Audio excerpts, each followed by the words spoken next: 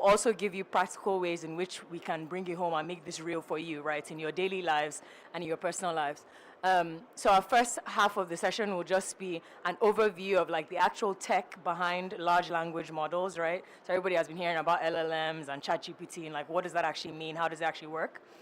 So Mr. Chooks will give an overview of that. I will come in and kind of like summarize it in more kind of practical ways, and then we'll do our few exercises. If you don't happen to be at a laptop, feel free to just kind of buddy up with someone.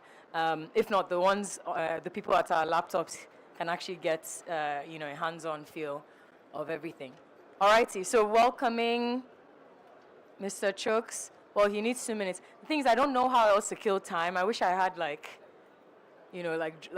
comedy skills or something to to help us kill time. Like a few minutes. Maybe we can introduce ourselves in the audience. How does that sound? Do you want to start over here? Never mind. We'll actually give your intro, and then we'll hear everybody else's intro afterwards.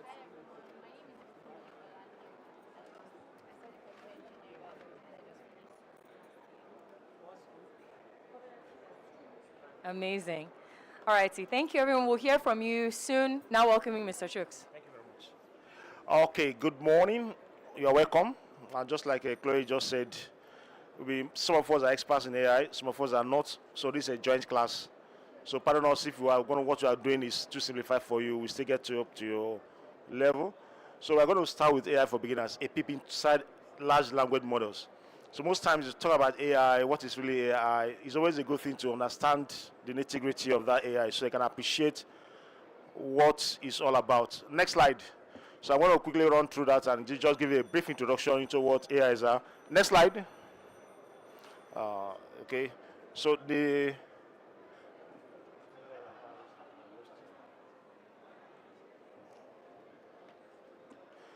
so in talking about AI, okay, there are quite a number of things that constitute AI. Looking at AI, we know it's artificial intelligence, but under it, you have, in comparison, you have machine learning, deep learning, natural language processing, large language models, and then prompt engineering. Now, prompt engineering is a new skill, a new career in engineering. It's basically in the simplest format, how you can interact with your large language models or AI to get the best of it. So if you give you simple instructions, it give you simple answers. But if you have complex problems that you want it to solve, you have to actually define how you can put those questions to them, and they can actually give you detailed answers in it. So basically, that is what prompt engineering is. And of course, in talking about before, when you are doing in your school, you have done your basic computer science, and you talk about machine languages, which is ones and zeros. But now, in this aspect now, we no longer talk about machine languages. It's simple facts. We have in your language, like I just said, in your own specific language, okay, used for what? As a model to model a machine learning, artificial intelligence system trained to perform certain tasks. So basically, it's in simple format. Lots of data have been trained so they can understand your basic languages and actually perform very simple and sustained tasks. Next slide. Now, remember I was talking about the people inside the LLMs. Okay, so just like I can speak in words and you can understand me. So what the LLMs does is that they understand tokens. Okay, so whatever instruction I give it to it, it breaks it down into tokens. And a token is approximately 0.75 words, maybe not all of the complete words, but that is what. So it uses that actually to understand. Next slide. Okay, so in LLMs, you have the most popular is the OpenAI GPT. So we have DeepSeek that's coming up. We have Alan Moss's Twitter, which is Grok. Okay, we have Meta LLMs, Meta Llama, which is Llama from Meta. Okay, so you see lots of AIs actually in the system now. But for a GPT, just to get you to know what an LLM is actually what? An LLM with 165 billion parameters across 96 layers, trained on 300 billion tokens. We're going to have an insight into what actually this means. GPT-4, which is the higher version that came out, okay, basically has more than 1 trillion parameters, okay. That is also to tell you the kind of data that have been involved, when they extract data to train this. So most times we have about AIs and the data training, large texts, so you have an idea of what is actually involved. Next slide. Okay. So now I'm trying to let you know that in a simple format, how these LLMs were actually structured. They were structured in accordance with the human brain. Now, a human brain, if you maybe read biology a little bit or whatever, you find that your brain is made up of neurons, okay? Neurons, electrical charges, impulse, pulses, okay? So if I see something right now, it's registered in my brain. It means that there's a neuron that has actually registered that vision in my memory. Now, after down the line in a week's time, and I want to try and remember something, I have to start thinking. When I'm thinking, what do you think is happening in your brain? Neurons are being activated in series, activating round. So I'm taking my time to remember. It means that neurons are being charged serially, connecting together until that particular neuron that has that vision of what that memory that I want to remember is activated, and I remember it. You now say, oh, light bulb has come. Now, if I'm going to do a task consistently, it should become very easy for me to remember. It means that a series of neurons in my brain has been structured and articulated, have been connected together. Next slide. So let me show you a simple sample of how your brain is. So your brain sees something and tries to remember it. So what I'm trying to remember is that your neurons keep getting activated and being connected together to each other. Now, this is particular neuron that has that memory cell. Okay, but I can't remember it until it's connected to my consciousness. So this is how your subconscious. So until they are connected together, if they don't connect together, it won't be able to remember anything. Okay, that is structure. Next slide. So I'm trying to do a basic format. Okay, so for this to be activated, it has to go through a threshold. So for it to be activated, there's a baseline threshold. Okay, if it's crosses that baseline threshold, it means that it's been activated. It cannot connect to all that. The ones that are not connected means that they have not been able to activate to that's above that threshold, and so they know. So if most times they tell you that your memory cells are, I'm trying to deviate a bit. No, when you have some diseases, Alzheimer's diseases, you tend to forget things. It means that most of your neurons are not being activated.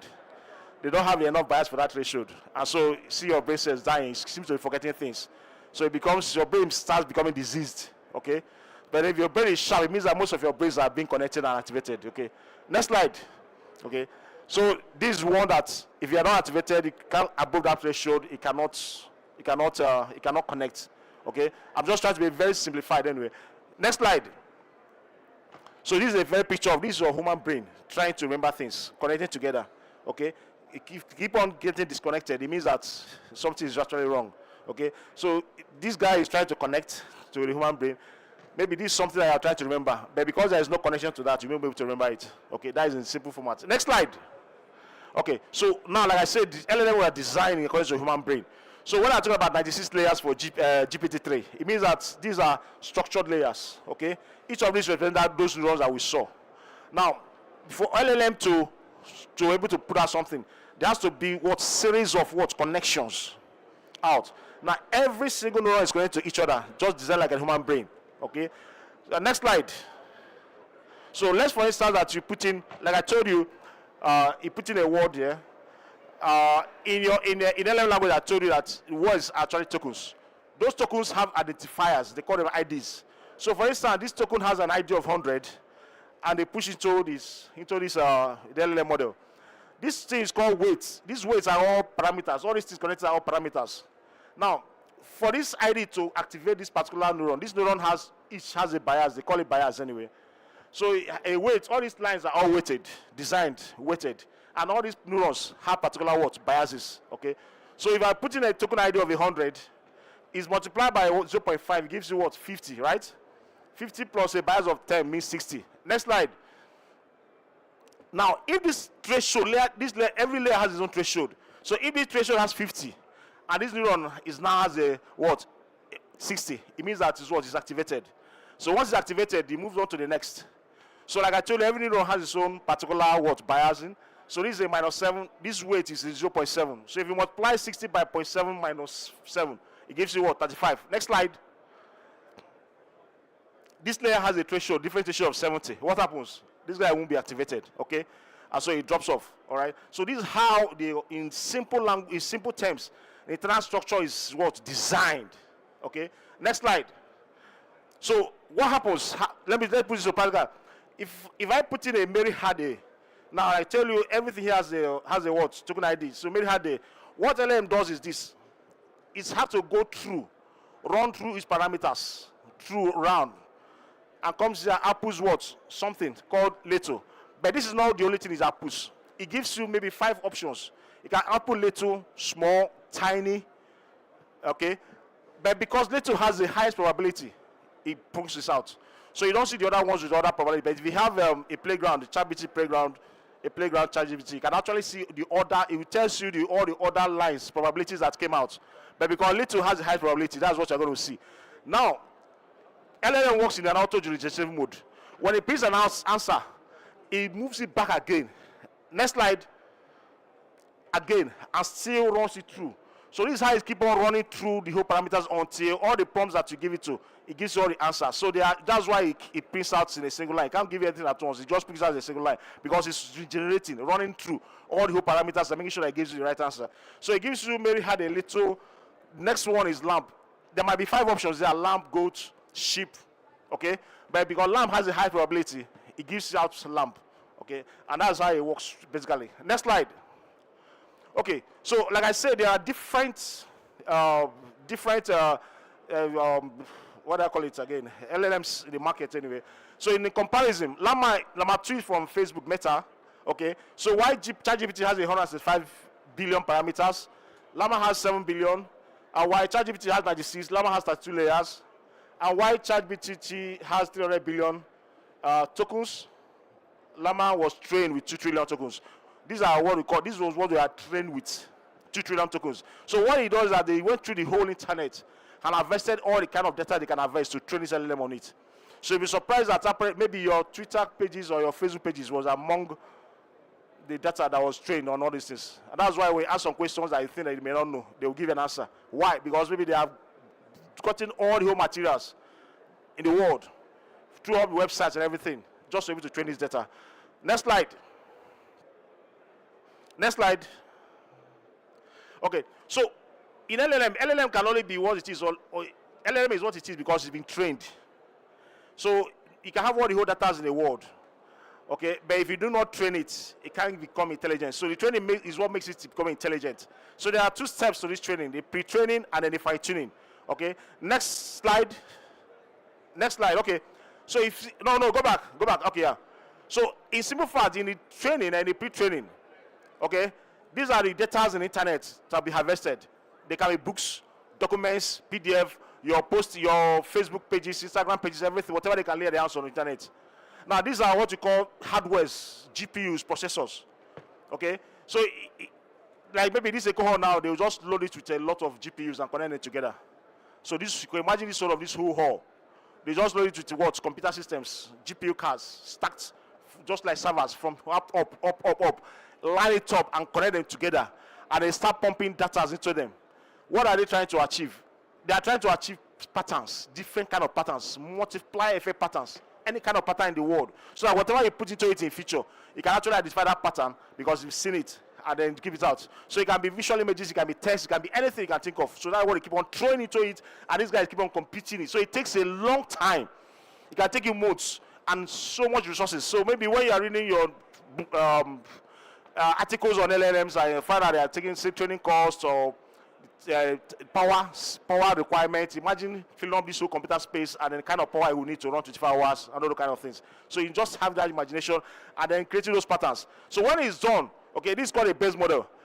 They have achieved it, but you still can't interact with it. So even if you put something to it, it can't give you anything. So there's still more work to be done. Next slide. So that's why they now go to the next one, which is the fine-tuning. So fine-tuning now means that I've achieved those patterns, so what? So I have to now fine-tune it. So they now get human beings to start what? Generating questions and idle answers and start sending to the system again. And they keep on. So any kind of question imagined, they'll just try and run those questions and then provide those answers. So when they create those patterns, the system starts learning and then starts knowing how to answer questions and deliver answers to it. This is the basic. I'm trying to talk it in the basic form that you can understand. Okay. So when you have done that, you now know what you call your assistant model. So you can now be ready now to start sending things and then get accurate answers from it. Next slide. So in conclusion for this, the peeping into the LLMs. Like I told you, these are different models. You have the GPT by OpenAI. They are common. These are things you may have had. You have the Gemini from Google. You have the Claude from Anthropic. You have Llama from Meta. You have Grok from Twitter, X. And then you have DeepSeek. an open source model that just came out, like creating waves. Okay, so this is the PIP. You have seen what internal structure architecture of the LLM is. So now Clay is going to come back and I'll take you through the simple things and the theories and the practicals for that. Thank you very much, Clay. Thank you. Clap for me now. Excellent. Thank you, Mr. Chooks. Okay, so like you said, like I said earlier, we were going to do the first deep dive into the technology behind these large language models, right? That's what we did. Now, we're going to bring it home. So next slide, please. And next one. And let's click through. Yeah, perfect. So, okay, all of what Mr. Chooks talked about, right? All of what this is showing you how artificial intelligence is simply the way we get computers to think and act like humans, right? That's basically what it is. Getting computers and machines to learn, reason, and do things the way we do as humans. Also, there's an open laptop up here, so if anyone came and might want to move up, feel free to do that.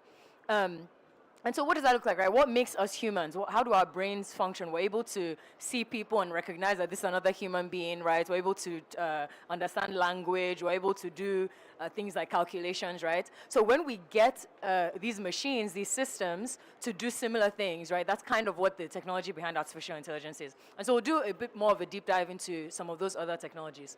Next slide. Okay, let's click through again. All right, so again, let's bring this home. So, you know, Mr. Chooks talked a lot about some generative AI things, and we'll get to that, natural language processing. But let's just go through and understand this in more kind of practical and simple ways. So machine learning. How many of you have watched Netflix before or YouTube? Yes, I assume that's a yes. People have watched Netflix, watched YouTube, right?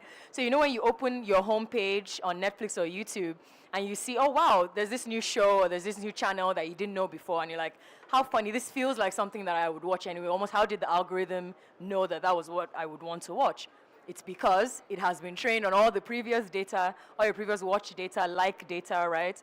In order to know that, okay, there's a pattern of the type of content that Chloe likes or whoever likes, so therefore let's recommend this to her. That is artificial intelligence, right? So AI actually isn't a new thing. This technology has existed in so many different ways for many, many years, almost 50, 60 plus years, right? But I think generative AI is what's causing all the buzz. But if you realize it, like if you use your phones and social media and whatever, these are, you know, you've interacted with AI in so many different ways before. So again, Netflix and all of that is more like personal type applications, but let's even think about, let's bring it down to energy, right? Being able to think, being able to detect failure ahead of time or predict when machines might fail based off of past data is one application of artificial intelligence. Okay, so computer vision. I used to work at Tesla, right? So think about self-driving cars. How do self-driving cars actually navigate roads? Right, as humans, we can see, so we know, oh, there's somebody crossing the road, let me brake, or there's a stop sign, or there's a traffic light, so let me stop, right? So we're able to interpret all the data that we see going on in the world. But when the computer does that, right, embed all these systems embedded into the car, that's part of artificial intelligence, right? So that's kind of how self-driving cars drive, using drones to actively monitor pipelines, right? So you can actually have drones flying around and noticing, okay, there might be something going on here or whatever, and they're able to interpret these images, interpret what's going on. Okay, natural language processing. If you've used Siri or Alexa or Google Assistant or any of these things, right? When you literally speak to the machine, speak to the system and say, hi, what's the weather, or what time is it? And it, you know, translates that as it were and then sends it back to you in text. That's artificial intelligence. And then finally, generative AI, like I said, is really the thing that's been causing the buzz, and that's what we'll talk about in a little bit. But it's kind of revolutionized how we interact. For some of these other things, right, you can think of it as maybe us coding, right? Like, so we send zeros and ones and whatever instructions to the computer, and then it does some other output. But with generative AI, it's new content, right? So I give the computer some inputs, usually a text input. There's also a voice input, but usually a text input. So I type some instructions, and then it gives me some new content that didn't exist before, which is kind of wild, right? It's like, that's like almost the pinnacle of what makes us humans, being able to write things that didn't exist before, or create things, art or video or whatever that didn't exist before. And that's what artificial intelligence is helping us do. So ChatGPT, Gemini, DALL-E is image output, right? So you give it a text input. Give me a picture of a Nigerian woman with an orange Ankara, and it will just scrape all the data that it's been trained on and give you some kind of image that didn't exist before, right? And then we'll also do a little exercise on Sora, which is video output. So these are all just a brief overview of some of the different technologies under artificial intelligence. Next slide. Okay, so again, let's bring this home. Like I said, we want you to at least leave here with one of these tools that you know that you can apply not only in your daily life, but also in your work life, right? Your businesses and whatever else. So AI is for every day. That's one of my favorite sayings. I say it all the time. These are just some use cases. I'll step over here in case folks can see. These are just some use cases of what you can use artificial intelligence for. So for something like day-to-day productivity, like I said, ChatGPT, Gemini, DeepSeek, right? If you care about what's going on the other side of the world, these are just tools that you can use to create documents, summarize reports. Some of us are students here, right, or graduating soon. So you know those days of sitting down, they said, is this, let me now read through all these, 100 papers or notes that I took. Something like Notebook LM, you can actually input all of your notes, right? So you input all of your notes, and then ask it, you can prompt it and say, hey, what was that thing that my lecturer said on the 15th of January? Obviously, this is dependent on you taking good notes, right, and having, dated your notes and everything. And it will say, oh yeah, this was what your notes were for 15th of January. So think about what that used to look like some years ago.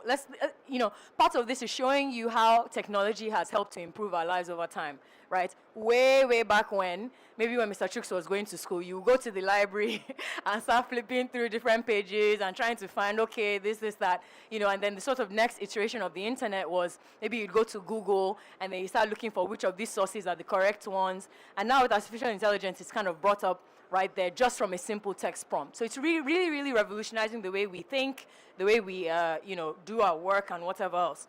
So some of these are more kind of business-related tools. So Copilot, if you use Excel a lot or PowerPoint, you can actually prompt it to do certain things for you.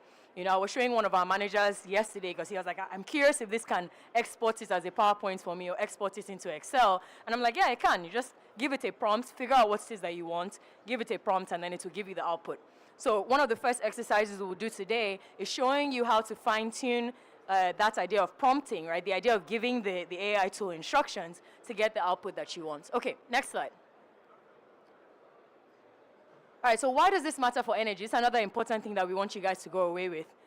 AI is already on the move, right? It's revolutionizing industries, it's revolutionizing education, it's revolutionizing the way professionals in different industries work, it's revolutionizing healthcare, and of course, energy is no exception, right? Another thing to call out is it's driving energy demand. So maybe for some of you, right, if they're executives or professionals in the audience, maybe, one aspect of it is the direct use cases that you can use in your daily life. But also, what about your company helping to supply, the power that helps drive AI, right? Sam Altman, who was the CEO, or who is the CEO, or he was fired at one point, but the CEO of OpenAI was in France this week, right? What was he doing? He's discussing with Macron. What is Macron trying to do? Put his own leg in the game. How can France help supply some of the power and energy that's needed to run these systems, right, and all that. So again, just some general use cases. We kind of bucketed them into three main things. Efficiency, right? You can kind of see what I talked about earlier, making things more efficient and faster. Innovation, right? Things that hadn't existed before, creating them. And then, of course, sustainability. So some of your SDGs, you can prompt the AI to help figure out what systems work well for your company. Okay, next slide. So now we're going to make it practical. So for those of us who are on our laptops, let's open it up. If you weren't here early enough, that's fine. Feel free to come huddle around somebody, or for some of the first exercises, you can actually pull it up on your phone. So let's go to the next slide. Okay, so we're going to go through a little exercise today. Mr. Chooks talked a little bit about prompt engineering. I talked a little bit about prompt engineering. And all that means is how we can craft our instructions, right? How we can give the AI the right kind of information in order to give us the right kind of outputs, right? So you can imagine the more you give it information, the more you give it the right kind of instructions, you probably get more insightful information back. So everybody put your thinking caps on for a second. You're working on next year's strategy for your company, and you need to generate insights on industry trends, right? I know we have some students in the audience. We also have some professionals, and we might even have a CEO in the audience. So think about how this might be relevant to you. So we're going to first just practice some prompts, and then if we have some more time, we'll go to the next exercise. Next slide. Okay, so step one, some of you already have this open. We're going to put in this prompt. It's a fairly simple prompt to start, right, given our initial context. What are the top 3 trends shaping the energy industry in Nigeria next year, and how should companies prepare for them? So if you're on your phone, open up, chat.openai.com. Or if you're a Google person, open up Gemini if you have that account, and just throw in this prompt and see what it gives you. It's also a little bit of a test on how fast you can type. What are the top 3 trends shaping the energy industry in Nigeria next year, and how should companies prepare for them? So we'll start simple, right? Just a simple output, and then we'll see how can we build on that in order to get more insightful information or more of an insightful output from the AI tool. So what are the top 3 trends shaping... What are the top 3 trends shaping the energy industry in Nigeria next year, and how should companies prepare for them? Did it make you retype it or not? I'm sure some people have pressed enter. Yeah, what are you noticing? A list.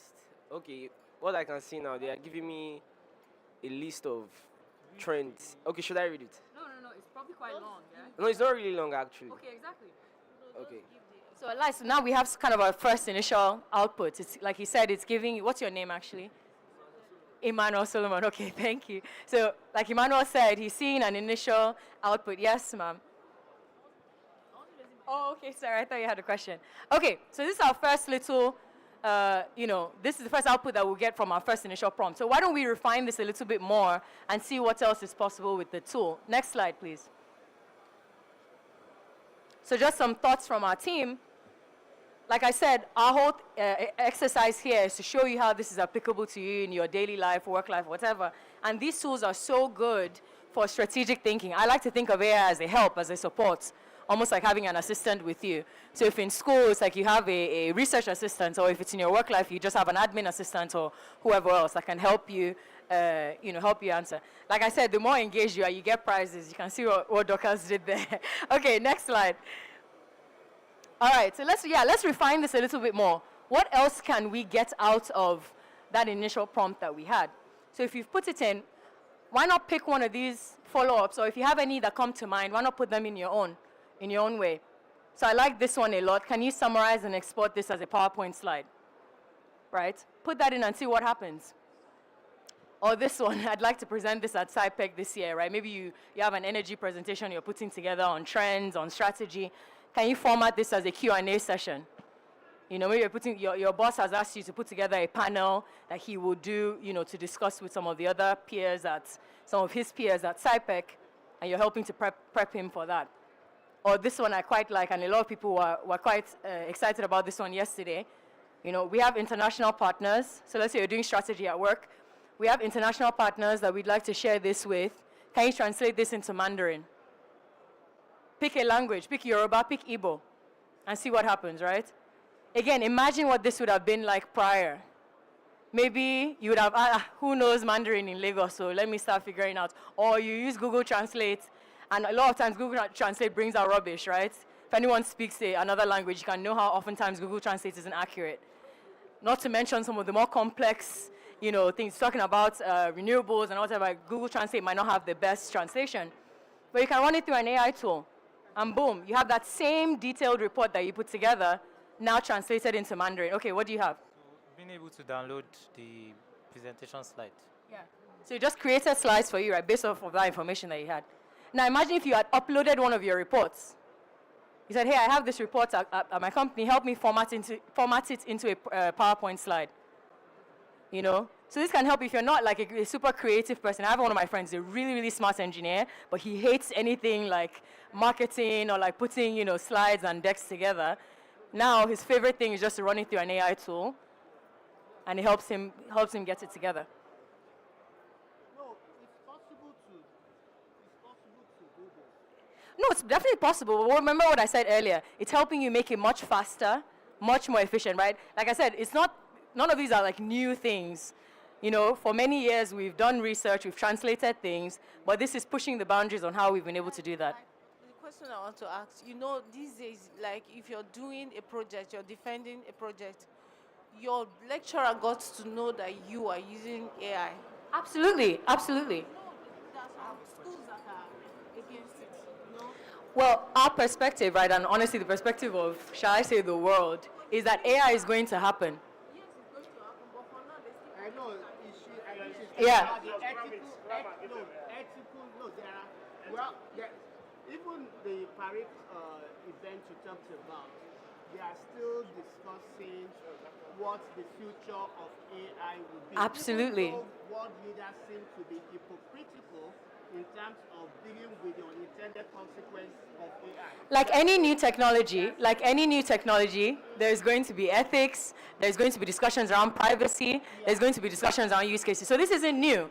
Remember when the telephone, you might not know this, but how many hundreds of years ago, when the telephone was invented, people were like, don't put it in homes, don't put it in, this is true, people were like, don't put it in homes, don't put it in wherever, right? We're even talking about technology that. What about seatbelts? I was discussing with somebody when America, I think in the 60s or 80s or so, made a law that seatbelts are now law. People almost revolted. They were like, no, you're going to choke us in our cars, and then over time that shifted and changed, right? So not to cut you off, sir, but just to let you know that there's no new technology that doesn't have ethics or any issues. Educational environment. In the educational environment, I think which school... Okay, we're going to keep it pushing and I'll come back to you after. Yeah. Okay, let's go to the next slide. So we'll talk a little bit now about Gen AI in video form. So some of the little examples that we've done are text via text, right? You give it text inputs and it gives you a text output. What if we tried something else? Everybody go to Sora, go to your Sora tab, and if it's not open, feel free to open it. Oh, it's open over here. Okay, so what is Sora? It's another tool by OpenAI that gives you a video output, right? So you give it text inputs, it gives you a video output. So this is one example of a prompt that we've been trying together.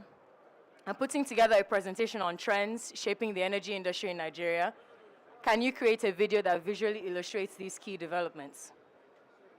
Right? The video should include a cutting-edge natural gas processing plant showing pipelines efficiently transporting gas from the AKK pipeline, highlighting Nigeria's gas infrastructure boom. That's like massive. Give me a second.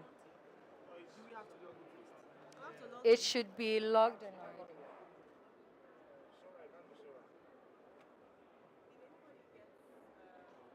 If it's not logged in, feel free to partner up with somebody that already has it logged in.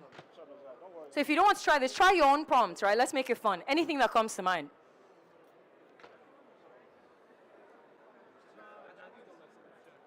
Sora is not free, so you might not be able to get it on your phone, but try. Yeah. Yeah, feel free to put your own prompts, right? So why this is interesting is, this particular use case that we gave here was like, let's say I was putting together, again, a presentation or something, and I wanted like some visuals that I couldn't find. I'd been scouring through the internet. I couldn't find the right visuals. I can actually just prompt the AI with what's in my brain. I'd be like, hey, I'm thinking something like this, or I want to have a visual of a beautiful woman giving a presentation, put it together and see what comes out, So there's so many different things that you can play around with. So if Sora's not opening, feel free to partner up with somebody that already has it open. Mr. Chooks earlier was playing around with, telling Sora to give him a description or a picture of the ascension of Jesus Christ. All right, so there's so many different things that you can put in and see what comes out. So while we're doing that, let's go to the next slide. Or let's go back one, actually. Yeah. So, like I keep emphasizing, we're only just getting started with AI. And sorry I cut you off earlier, so I wanted to keep us going. But you're right. There's so many different conversations that are happening. What does AI look like in the education sphere? Like, how is it going to transform the education sphere? How is it going to transform the energy industry? How is it going to transform all these other, facets of life? Even what we do in our daily lives. Now there's so many people that are rushing straight for ChatGPT before they even go for like a Google search. That was not that was not the case like even just 3 years ago. Yeah. Regarding the educational sector, where do you feel like we need to draw the line on AI? Like for example, ChatGPT can help you research, write, and bring it out as PowerPoint. So, but we humans, we know that that's wrong. Help me answer that question. Where? I want to get out of the Nigerian, lecturer. Okay. Tell me why it's wrong.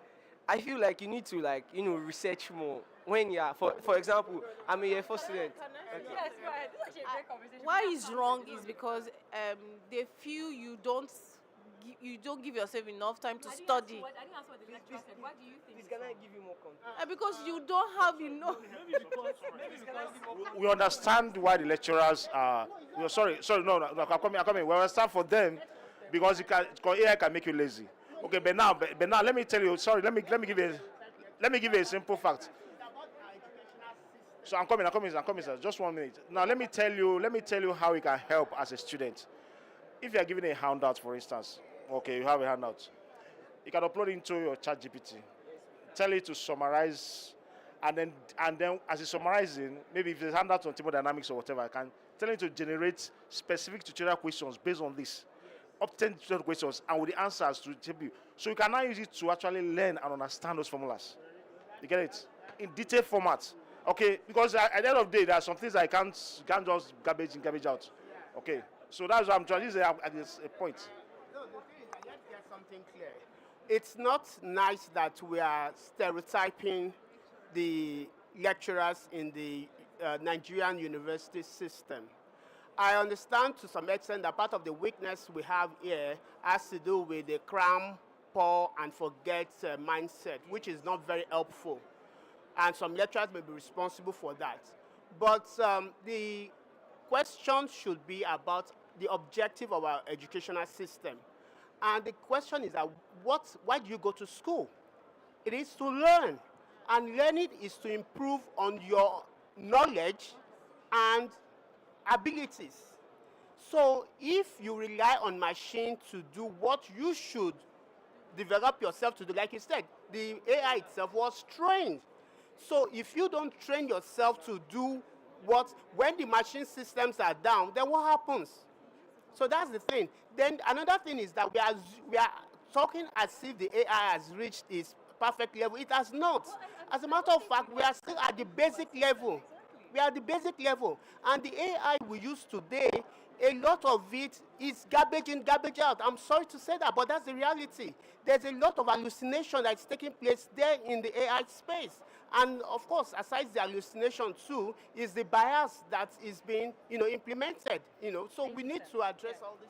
Yeah, so just to clarify also, you're not saying anything that we don't agree with. Maybe you went at our sessions earlier. 100%, one of the things I said earlier, in fact, it's still up here.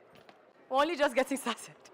We're only just getting started. There is no new technology in the world that has not gone through the cycle of, think about even the wild, wild west, right? When it first came, people were just rushing all across the country in America to find gold and find oil. And then usually, again, there's no new technology that doesn't precede regulations, doesn't precede some of these important conversations that we're having. I will clarify, nobody on our team is justifying plagiarism. Nobody on our team is justifying shortcuts. But the reality of life is technology has arrived. It's not going to leave, right? It's not going to. And I use the example of the telephone. When the telephone was invented, people were anti the telephone. They said, in fact, leave even the telephone. When electricity first came about, right? 5G, there's so many different, sorry, we'll have a conversation after. I want you to answer this. Just because I'll give you 1 moment for a question. Thank you very much. Right, so like I said, we're not saying AI is, perfect. I said earlier in one of our last sessions that always check, right? You want to make sure and confirm that the information that you get is accurate. All we're doing here is making it practical. Because the truth of the matter, we're talking about the Nigerian education system, right? I didn't school in Nigeria. And, in other parts of the world, right, because I'm Nigerian, in other parts of the world, people are introducing AI as early as primary school.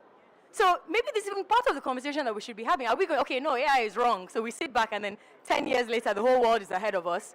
No, that's not, I don't think that's the right, the right angle of anything. But this is great. We actually didn't have a portion for discussions. I love that we're having these discussions. I wonder if we just kill it here and keep going. Okay, let's go on to the next couple. We have one more exercise. Oh, I'm sure it's the internet. Have you hit enter?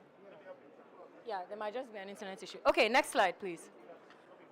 So just a takeaway, and I almost wish I added the takeaway of AI is new, right? It's still a growing technology, so there are so many conversations around privacy, around ethics, and all that, like our gentleman over there has reminded us very well. But most importantly, it's a strategic tool, and I love this because the idea is it should enhance you. right? And like you said, Sam, maybe from your perspective, it feels like garbage in, garbage out, as he said. But the idea is you keep refining.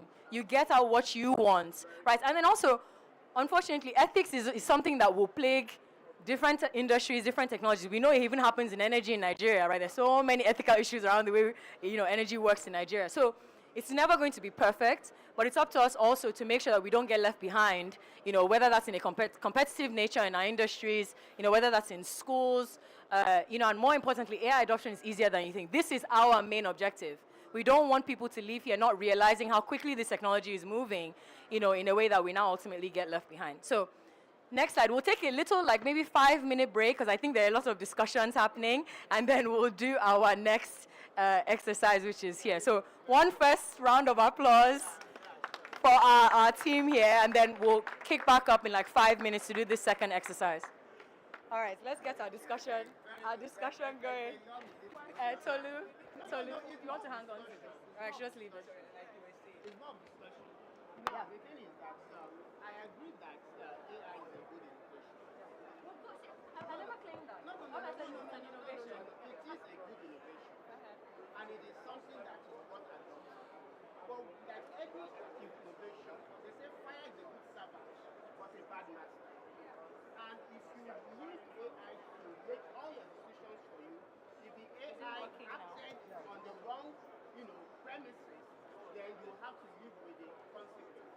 So the first thing we need to know and be sure of is that the AI we're implementing, to what level is it, well trained to handle the task you're giving it.